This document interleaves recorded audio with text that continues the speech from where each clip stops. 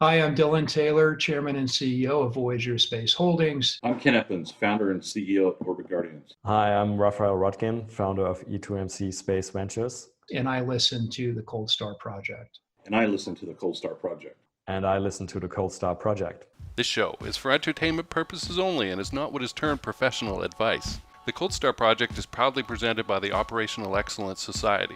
Cold Star Tech is a supporter of the OPEX Society, and Jason Kanigan is a member of its board of advisors. Talk with us at Cold Star Tech to find out what we can achieve together with your Lean Six Sigma or Operational Excellence programs. And check out opexsociety.org to learn more. All right. This time, I'm super excited to introduce Mike Reed. Mike has a very unusual background for being in the space industry. He comes from the banking and finance world and had to learn a lot about the technical stuff, just like I did, and work his way into positions of trust and learn about processes and systems, and he's done an excellent job of that. He is now the manager of the International Space Station Business and Economic Development Office at the NASA Johnson Space Center. You try saying that 5 times quickly, right? so I'd run into him through networking, and I wanted to know, like, what is this role about? What constitutes a win in this area, right? And also, to me, most importantly, how the heck did you get into the role that you've got with non-engineering background? So, Mike, welcome. Mike, you have a non-engineering background like myself, or a non-science background. You know, we're not physicists and that. And yet, here we are in the space field. I think it would be valuable for people to hear your story. How did this happen? How did you get into the space field of working with NASA? Yeah, how did a guy that came out of the finance, a finance degree from K-State, came out of ag banking, mortgage banking in the 80s, end up leading a team that's got engineers and non-engineers in the space station program office, right? That's one of those things that's not like the other. Back in the 80s, I was doing pretty well in the banking business, but I looked around and I saw folks twice my age doing exactly the same thing I was doing. And I knew I could not continue to do that, 25 or 30 years. So I went back to school and got a master's public administration degree, again with a financial management emphasis. And while I was finishing that program, I had the opportunity to go to NASA, Johnson Space Center, to do grad co-op tours. I did 2 of them back to back. And at the time, I had 2 kids under the age of 3, and my wife and I moved to from Central Kansas to Houston on a 9-month internship. Okay. And I was basically going to dare NASA not to hire me permanent, and fortunately they did. So I started out in shuttle program control, which it's a wonderful blend of cost, schedule, and technical analysis. It really played to my analytical strengths, and I excelled in that program office. About 6 years later, the guy that was destined to be the program manager for space station some years after this was getting ready to start the new research office under the space station program. And he wanted me to help him do that, and to be his head of program control. And so I moved to station in 96. So I've been in the station program office since 96, which is way before first element launch. And I did real-time ops. The guy was Mike Suffredini, who I'm sure you've heard of. I did real-time ops as an increment payload manager. I moved from there into the Russian integration stuff, where I was lead negotiator for all of the barters and trades and contracts we had with Roscosmos and Energia and all. And I did that for about 8 years. Long story short, it trained me up to know what space station was all about, from having been there on the ground floor to then doing ops and then doing the international negotiations, which was frankly a blast. Very tiresome at times, but it was a blast. And then I got a call from Suffredini one morning, and he basically wanted me to go back into the research office that had been totally reorganized. All of the stuff in the utilization organization was now pushed into the other program divisions. So now everybody owned utilization. We were at the point where we just retired shuttle. The era of assembly of space station was over. and now we were pivoting to full-time utilization. And I frankly didn't want to do it, because when I left the utilization office 8 years before, I basically told them to give away my desk, backfill my position. I'm never coming back. Never is 7 years and 11 months, as it turns out. So anyway, I did take the job. It was started out as the sponsor for the National Lab research investigations. Congress has declared long ago that space station was a national lab, and then we were to select a nonprofit to operate 50% of the research rights that we had on station. And so my office started out as being a sponsor for that non-NASA 50%. It quickly became pretty apparent that we had another, I guess, another upcoming responsibility, and that was the commercial sector was starting to play in space, on space station. Nanoracks was one of the very first ones that had their own hardware onboard station that they had paid to develop. They were out doing business development and marketing it, bringing in new customers, which was going to be real important to us in the long run. But at that point, it was new. It was a nascent new stakeholder. And so my office kind of pivoted. I was allowed to let it grow and change to be what it needed to be, to where it's evolved into what we do now is we support probably a dozen companies that own and operate their own research hardware on station. We have contracts with them. We manage the relationships with them. We are a customer of most of them, but not all. We have Space Act agreements with a number of them. But the long story short is we are their advocate within the space station program. And it's really odd because you see business and development in the title of a government employee, and that's a little unusual. We can't create the economic activity in space. We can kill it. I mean, we're real good at shooting ourselves in the foot. But we have to create an environment where industry can see opportunities for creating jobs, for profit, for pushing U.S. technology development, U.S. leadership in space. And so that a long-winded answer to how did I get to where I'm at is it's a lot of it was seeing opportunities. From the very first time I moved to Houston, I took risks. They were calculated risks, but they were definitely risks. And in hindsight, it was like, what was I thinking? But it has played out well. It's been a fascinating career, and now being able to create a pathway to my position as a non-engineer in a senior position in the program, there wasn't a way to get to my job.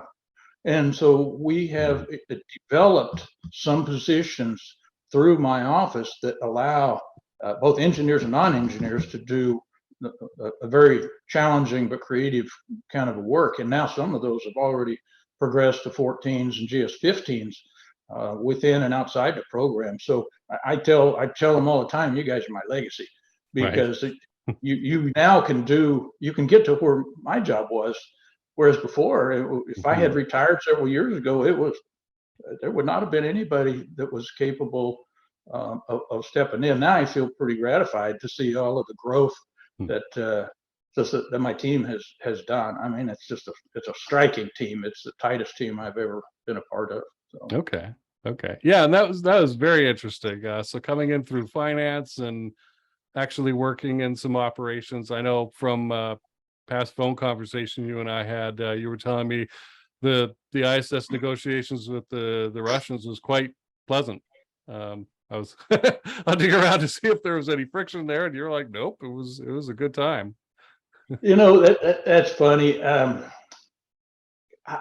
I was a kid, my folks used to tell me I'd argue with a fence post, and and then I took debate. I was very good at debate in high school. In fact, I saw my old debate coach at a briefing I gave to the Rotary Club back up in Kansas a few months back. But I found my fence posts in the Russians. They had the benefit of having been doing the same job for years and years and years, whereas we move people in and out. of the position. So by the time I had a half a dozen years under my belt with them, that's a long time for us. Whereas them, that's just getting started. You're not even leading the negotiation at 6 years, it may be 16 years. And so right then you're at a disadvantage, but it wasn't always enjoyable. But we did some fun things. A very long-term colleague of mine was doing some work in that same area, and I'd lean over and say, "Hey, Blake, I'm gonna say something, and I want you to make it look like it's the craziest thing you've ever heard, and do it openly." And so we did some things like that to get us over some humps that allowed it pushed back. I let them see my righteous indignity sometimes, never pounded the table with my shoe, Right. or anything like that. But we got to a point where it wasn't all pulling teeth. The first 2 or 3 years, we were still learning each other. After that, it became pretty much simpler to get to billion-dollar deals where there's over $1 billion worth of stuff on either side of the border. It was very unique time. But I still have very good friends over there now, and so even though I haven't seen them in a decade, it's that kind of a relationship. Yeah, that was fascinating. A little more detail there. I think we're used to seeing the ISS go by and spotting it and that, but we aren't used to really thinking about what's on it, in it, and the transactions around it. Right? That's very different, I think, for most people. So I'm curious about the scope of your responsibilities in the role. As ISS business and economic development office manager. As you just said, the words business and development in this role don't quite mean what they would in a commercial activity, right? So tell us a little bit about it. So I guess the simplest way to phrase it is I'm usually the first point of contact that some company might have if they were thinking about doing something on space station. Okay. They had the latest and greatest idea. They wanted to run past somebody. My office is kind of the face of the agency for a lot of these kind of activities because we're uniquely positioned to be able to talk to not only what the capabilities of station are, but also what our interests are and what is feasible on station, but more so from a business perspective. Okay. We can. I've always prided myself on giving quick no's. If something is just not going to be something we're interested in, right, or would never be a customer of. These are small companies, almost exclusively. There's a few large ones we work with, like Airbus and Teledyne Brown Engineering. For the most part, they're small companies. They have limited resources, and the less they waste on dead ends, the better off they are in the long run, and the more likely they are to be successful with us. So we do an awful lot of just one-off conversations with folks. We just had our ISS Research and Development Conference in DC at the end of July. First one we've had face-to-face in 3 years. So getting back out and seeing all of our payload developers, all our commercial companies, was like old home week. I mean, we were in conversations in the halls, in the meeting rooms, in the bar, just ad nauseum for 4 days. And you're equally riding a high, but flat out exhausted at the end of the week. But being able to be there face to face and have people bounce ideas off of you, spur of the moment, is a lot of what my office does. And frankly, it's fun because we get to meet a lot of people, and because we can help them, or at least tell them where they need to go, figuratively. Then that's a blast. And so that's a big part of what we do. We also have the day-to-day stuff. We're the owners of the contracts with all these commercial companies that are already doing business with us, and so we're fiduciaries of the government, just like we would want any other government employee to be. These are taxpayer dollars, and we as a government don't always play on a level playing field because we're 100% subsidized, and so we try to make sure that our commercial partners are not getting squeezed by something that we're doing, the left hand of the government's doing to interfere with what the right hand is trying to do. But it did help us about 3 years ago when the agency finally adopted the strategic goal of commercializing low Earth orbit, creating a much broader commercial presence, not only in the research capabilities, but in the provision of other services, and especially in the provision of the destinations themselves. We have Axiom building a module or a set of modules that will attach to ISS. And then we have 3 other companies that are all building their free-flying platforms. We call them commercial LEO destinations they'll all come to bear sometime towards the end of ISS life, which has now been extended to 2030. Okay. So we've got a runway. It's not long, but it's also not immediate. And we've all pledged that we will never do what we did with shuttle again, which was in the program before the next, in this case, the commercial crew program was ready to take off. We had a 7-year hiatus or an 8-year hiatus in there that was just horrible. And we will never go through that again. So it's a long-winded way of saying we talk to a lot of people. Okay, but about specific things, yeah. Let's take like a fiscal year. What constitutes success for you over that period? Would you look back on and go, yeah, we did our job. We did a really good job.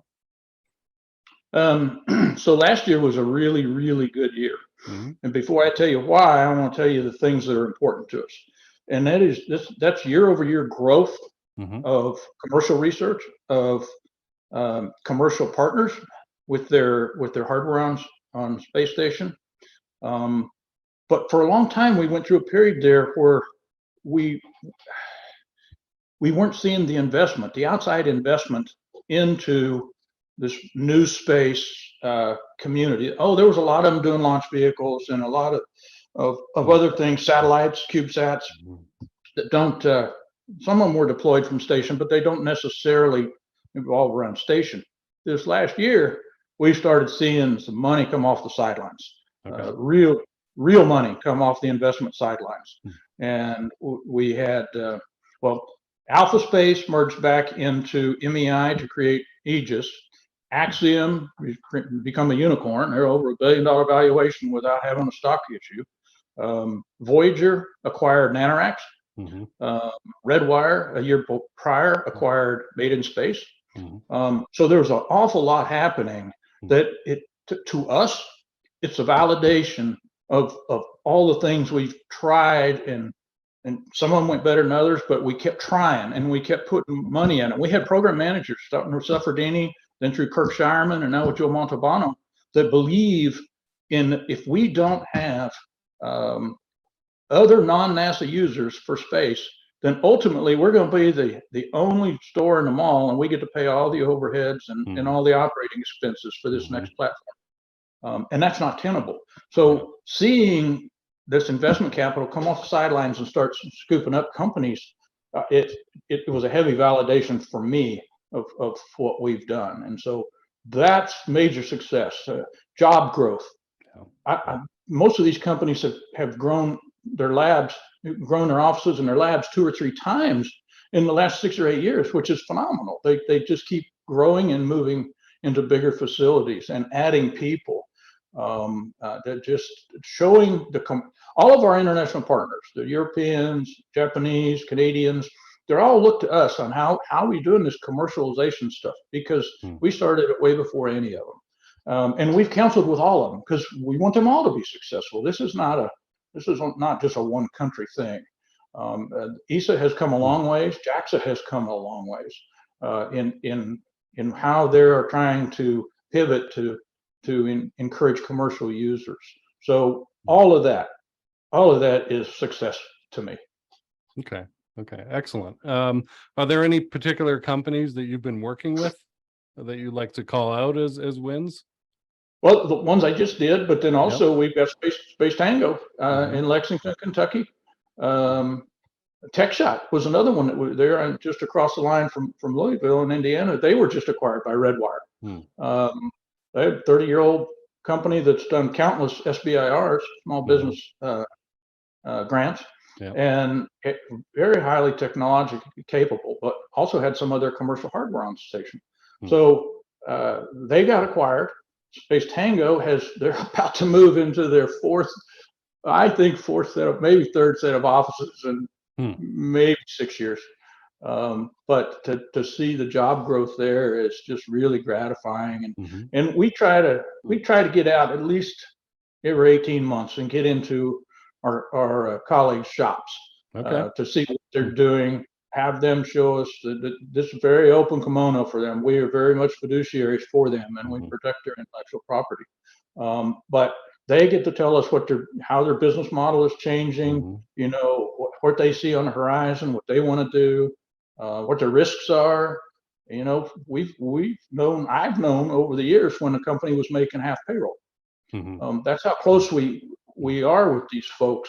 When COVID hit, man, first thing we did was start looking at what milestones do we have that are partially completed under contracts that we can split and give them cash flow for the job they've already done. And we did for those first 2 or 3 months in spring of 20. I couldn't tell you how many contract modifications we did. And our procurement colleagues, they were right there step by step with us to do whatever we could to keep cash flow coming in, keep people employed. And we didn't have a single company go under, which I was really fearful of. All the work we'd put in over 6 or 8 years prior, all be undone in one dang pandemic. Right. We didn't lose a single company, and so that's pretty impressive, I think. Yeah, that's a great story. I had not realized how closely you were operating with them, so that makes me happy. You know, we have to maintain a balance, right? Because we still hold it. They're accountable for the work, and they know they're accountable for the work, but that doesn't mean we have to do it with a ball bat. And so we really, after working with the Russians for so many years, then getting to work with U.S. companies, we were very successful even with the language barrier with the Russians. But then getting to come back and do something similar in the U.S. with promoting small businesses and commercial capabilities was that was a breath of fresh air for me. I mean, it's been a really fun job. Okay. Not too long ago, you mentioned the ISS plan extending out to 2030 for its life. I can remember not too long ago the wailing about it's going to end and we're just going to let it fall into the atmosphere and crash into the sea. And so to hear that is good. Do you think that as we get closer to 2030 and the thing isn't falling apart, that they're going to extend it out again? I mean, you mentioned some new modules as well. Yeah, the Axiom modules are intended to do two things. One is to leverage all of the infrastructure of the ISS. We had a competition to award one port on the ISS that could be freed up for new modules. But it means they don't have to have their power and data and propulsion and all of that capability with their first module, and they don't have to take forever to build it out like we did with ISS. So that's eventually going to separate though, and so at the point where we're ready to start deorbiting ISS, because those modules will be attached, we can move some research hardware that makes sense, interfaces, allowing. But we can move a lot of hardware off of space station that they might want to see continue on in their Axiom segment once it separates. The other three are going to be free flyers. The other three commercial destinations are free flyers that won't ever go to ISS. But yes, the answer to your question is almost certainly space station could be extended further. We did a structural life extension several years ago, an activity that wasn't the problem. Yeah, we see some minor cracks in the Russian segment in places, but those two segments are joined at the hip because we provide all the power and they provide the propulsion that keeps space station. The Russians provide the propulsion that keeps space station reboosted. Mhm. And we've done some kind of technology development activities using Cygnus vehicle for reboost, and that was successful. It's not as efficient because of the location of where it's birthed, but you know, there's a lot of noise going on the Russian side right now, and we've never had the luxury of paying attention to that. We've been through administration changes on both sides, various wars and skirmishes, economic upturns and downturns, and yet we've operated space station. We've partnered with them on space station since '94, and we just don't have the luxury of paying attention to that kind of stuff because we've got mixed crews on board all day, every day. And so we hear this stuff, and it goes it just goes all over. It's water off the duck's back, right? Because we just don't have the luxury of being able to pay attention to that. Our relationship with the folks we work with over there is as strong as it ever was. That's excellent. Thank you for the detail, because you are much closer to the ISS news, right? Every day it impacts you than I am, or a listener, right, or viewer of this show. We're interested, right? We're interested, we're paying attention, but we're not following it as closely as you are, obviously. Let's talk about private space stations. There's, been talk about that, and they will get some up there in orbit. You were just talking about some private modules in that. Is NASA expecting to simply be a customer of those, or do you expect that the agency will want to get involved in maybe some operating rules or something like that? That's a good question. We will have, I'm sure we will have some ground rules that because we're going to put our crews on board these stations. And so anytime we're going to do that, we want to make sure that it's a safe operating environment. That will be input to these companies that operate these platforms. We don't own any of these platforms, don't want to own them. We don't want to maintain them. We want to buy services. So what you said is accurate. We want to be a customer, but not the only customer. If we're the only customer, then we have failed in what my office is doing, and that is to develop non-traditional users. But yeah, we want at least 2 platforms, hopefully more. Like I said, we're investing in 3, the free flyers and the 1 Axiom on board station now, so that's a total of 4. We'd like to see them all be successful. Whether there's the depth of a market in low Earth orbit for that is unknown to us at this time. But we're doing the inherently governmental stuff now, the heavy lifting, which is let's invest in getting some of these on orbit, and then we'll see what comes next. But we fully we have committed to being a substantial customer, an early adopter, if you will. I don't really like anchor tenant, but some ways early on we might be. But we are definitely going to be a heavy user of the services of these platforms for crew training, and proficiencies, for our fundamental and applied research, and most importantly for our technology development, advanced systems development, because we will never operate a life support system around the moon before it's had a lot of runtime on a space station or a commercial LEO destination. Fluids just operate differently in microgravity than they do in one. We're still learning how they operate in a lot of our life support systems. So, and this was after 20 years of operating space station. So we are always going to have a LEO platform. We just have to have others that need it as well. And so this is probably a good time to talk about one of the other big things going on in our office, and that is we have developed a portfolio of in-space, we call it in-space production activities, InSPA. It's in-space manufacturing.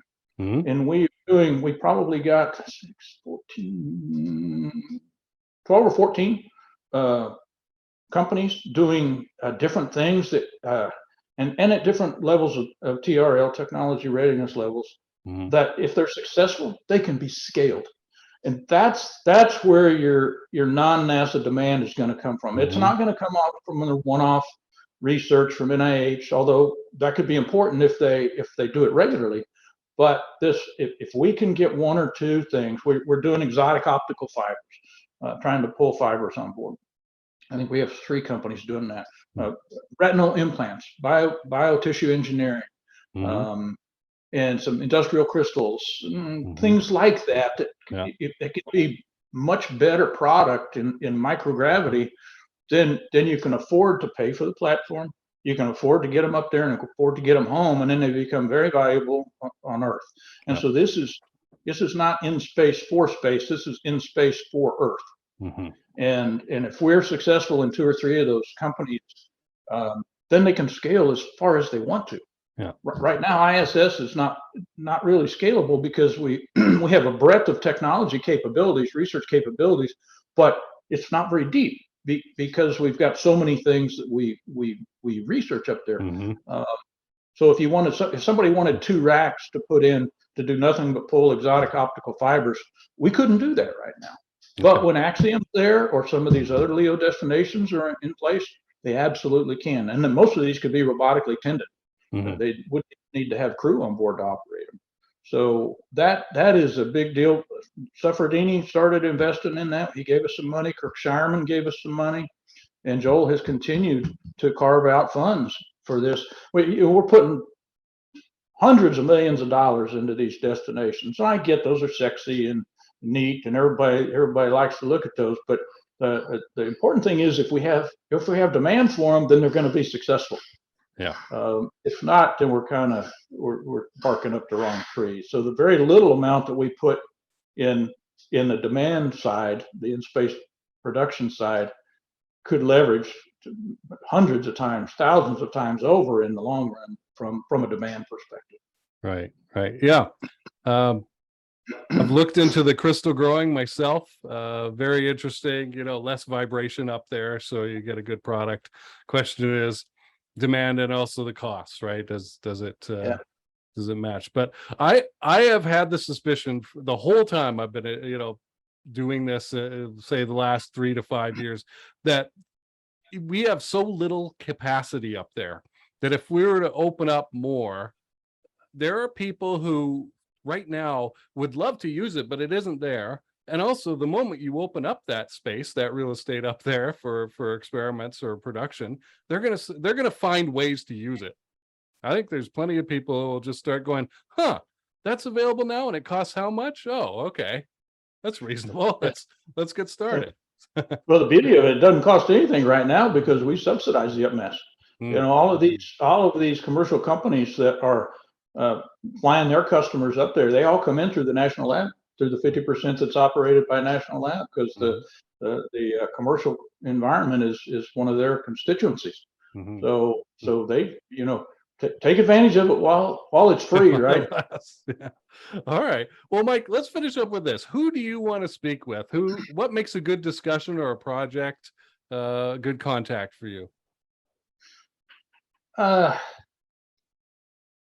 People that have ideas that are very creative, running on a shoestring. Okay. I mean, look at Planet Labs. Great success. Started out there in the space portal out at our Ames research. The people that do things like that, I marvel at them because I noted earlier I took some risks early in my career and along in my career. It's nothing like what they've done because their money and their livelihoods are 100% invested in what they're doing.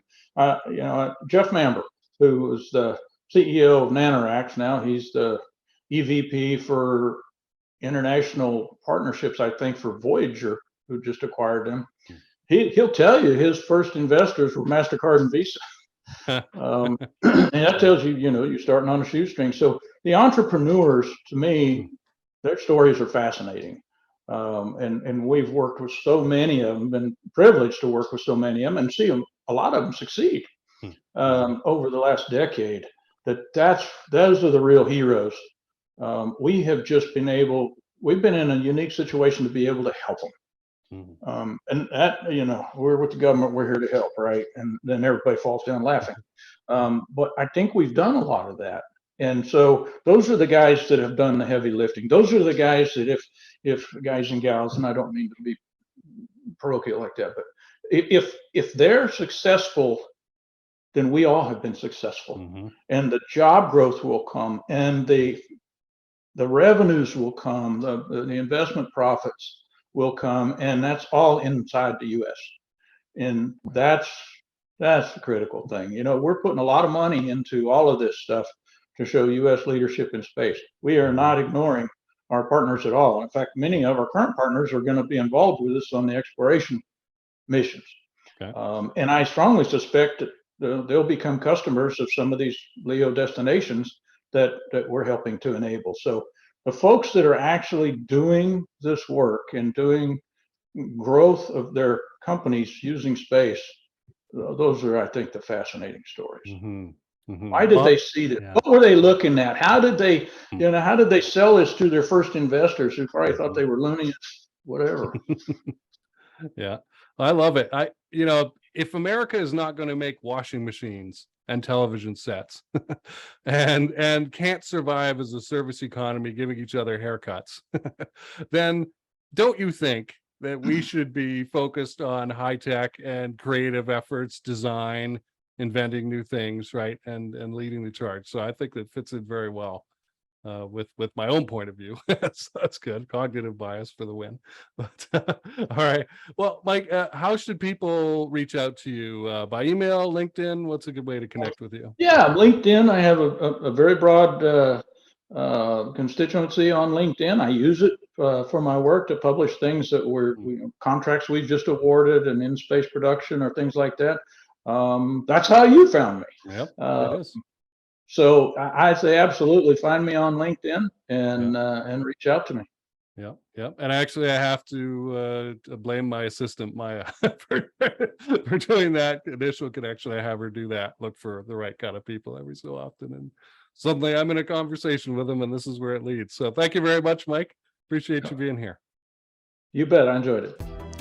Well, thank you very much for joining myself and my guest, Mike Reed, manager of the ISS Business and Economic Development Office at NASA Johnson Space Center. I hope you learned what they're about, what they're doing, whether you should be talking to them or not.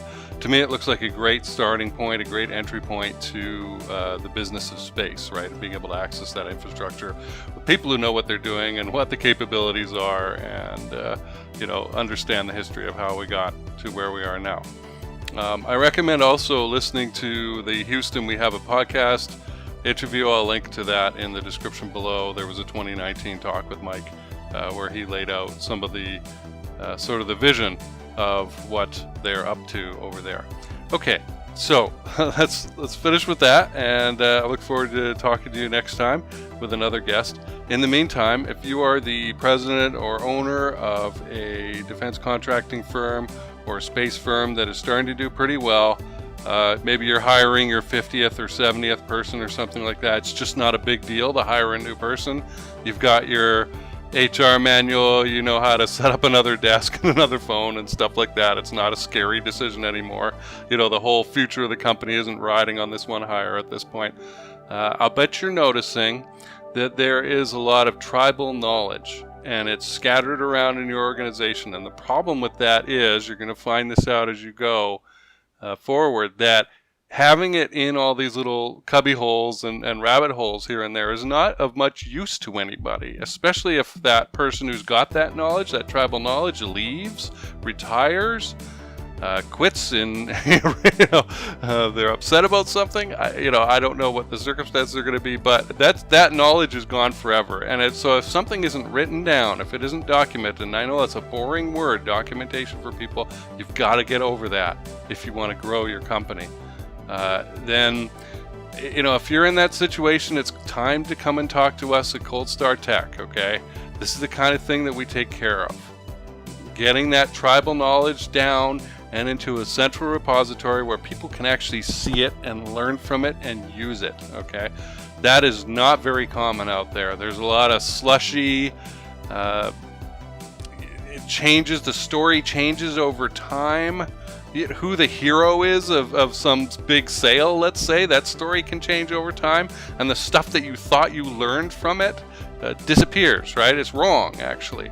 And if you think it's something that I made up, The FBI and police organizations have had this problem. I had a whole episode of the Cold Star Project about it. I've done videos on it on my channel about the fact that the lessons that they took away from some shooting incidents were just plain wrong. And then they went out and they trained the FBI and the police officers in incorrect methodology. And because of the way inertia works in our society, how people don't question things very often, that stuff sticks for 15 or 20 years. An entire generation of cops and that gets trained in something that wasn't the right response in the first place. If that doesn't worry you in a field such as defense or space where it's critical, these are mission critical things that we work on, right? I don't know what to tell you. Maybe you're in the wrong business, right? If that's the case, okay? Well, this is my podcast. I can say what I want. So if you're in that situation where you're getting to see that hiring people is not that big of a deal, but that tribal knowledge is scattered all over the place and people aren't really learning from experience, right? And the lessons learned change over time, that's not good. That is what you need to come and talk to us at Cold Star Tech to figure out, okay? And I know it sounds really abstract. I've been banging this drum for 3 years now or more in the space industry, and most of the companies are little startups. They haven't got enough going on to hear it. It doesn't make sense. But there have got to be some defense contractors out there and bigger space companies. You're going to be listening to this and you're going to go, oh my God, I kind of know what he's talking about. It's not just some weird fantasy thing that doesn't apply to you because all you're interested in is your next bag of money. Trying to extend that runway, right? So you could produce something before the company dies. No, I'm talking about people who are well beyond that.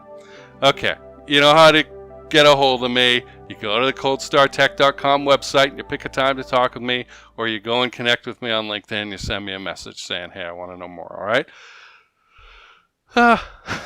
That's a lot. I'll talk to you guys soon.